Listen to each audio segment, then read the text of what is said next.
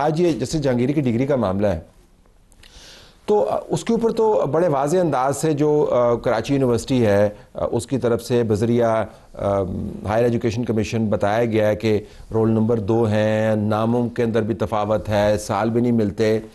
سو آج جو انہوں نے سٹینس لی اس کو آپ کیسے ویو کرتے ہیں کہ انہوں نے کہا جی کہ میں حلف دینے کو تیار ہوں، قرآن پاک کے اوپر قسم کھانے کو تیار ہوں؟ دیکھیں وہ کافی دکھی تھے اس چیز پر کہ میڈیا ٹرائل ان کا ہو رہا ہے اور یک طرفہ ہو رہا ہے. تو آج فرسٹ ہیئرنگ تھی، چونکہ وہ ایز رسپونڈنٹ آئے تھے، خود پیش ہوئے اور خود انہوں نے بات کی. آج انہوں نے اپنا کوئی وکیل نہیں کیا تھا، خود بات کی ہے اور آتے ہی انہوں نے یہ کہا جی کہ پہلے انہوں نے آبجیکشن کیا بینچ پر کہ چیف جسٹس سرفراز ڈوگر جو ان کے خلاف ہم پٹیشنر بنے ہوئے ہیں، سپریم کورٹ میں فیصلہ آیا، اس کے خلاف ہم نے اپیل بھی دائر کی ہوئی ہے، تو ان کو یہ کیس نہیں سننا چاہیے، یہ بینچ سے الگ ہو جائیں. تو چیف جسٹس صاحب نے کہا جی کہ میں تو نہیں ہو رہا. اعتراض کو ریجیکٹ کیا گیا، ڈسمس کیا گیا اور ہیئرنگ کنٹینیو ہوئی. اس کے بعد پھر جہانگیری صاحب نے یہ کہا جی کہ میں خود یہاں پہ ایک جج ہوں لیکن میرے خلاف میڈیا ٹرائل چل رہا ہے، تو میں قسم کھا کر کہتا ہوں کہ میری ڈگری اصلی ہے، اور اگر کوئی کہے تو میں قرآن پاک پر بھی حلف دینے کو کیا تیار مراد ہے کہ جو رپورٹنگ ہو رہی ہے وہ درست رپورٹنگ نہیں ہو رہی؟ کراچی یونیورسٹی کی طرف سے کوئی رپورٹ نہیں آئی، ہائر ایجوکیشن کمیشن کی طرف سے کوئی رپورٹ نہیں آئی.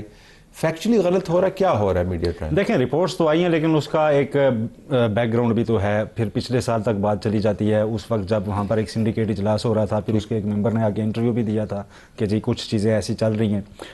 ان کو فیکچولی چیلنج کرنا تھا نا آج، تو فیکچولی ابھی انہوں نے ریٹن کچھ نہیں کیا. انہوں نے ٹائم مانگا ہے جی کہ میں اپنا پورا ریکارڈ لوں گا، پٹیشن پڑھوں گا اور اس کو رسپونڈ کروں گا. ریٹن انہوں نے کوئی رسپونڈ نہیں کیا اور یہ کوئی تحریری طور پر انہوں نے کوئی حلف اٹھا نہیں لیا. انہوں نے صرف ایک میرا خیال ہے جو میڈیا ٹرائل ہو رہا تھا ان کی نظر میں اس کو رسپونڈ کیا کہ کم از کم میری سٹیٹمنٹ بھی جائے جی کہ میں تو فرم بلیو رکھتا ہوں کہ میری ڈگری اصلی ہے، اس میں کوئی بے ضابطگی نہیں. عموماً خیال ہمارا یہ کیا جاتا ہے کہ کوئی میڈیا ٹرائل ہو رہا ہو تو ہم کہیں گے جی کہ آپ یہ کہہ رہے ہیں، میں یہ کہہ رہا ہوں، آپ نے یہ کہا، یہ ہمارے حقائق ہیں. ایسے مون صاحب سے ہم بار کے بارے میں بات کریں گے. میں صاحب یور ٹیک آن دس کہ عمومی طور پر جج صاحبان کو یہ ایسی بات کرنی چاہیے؟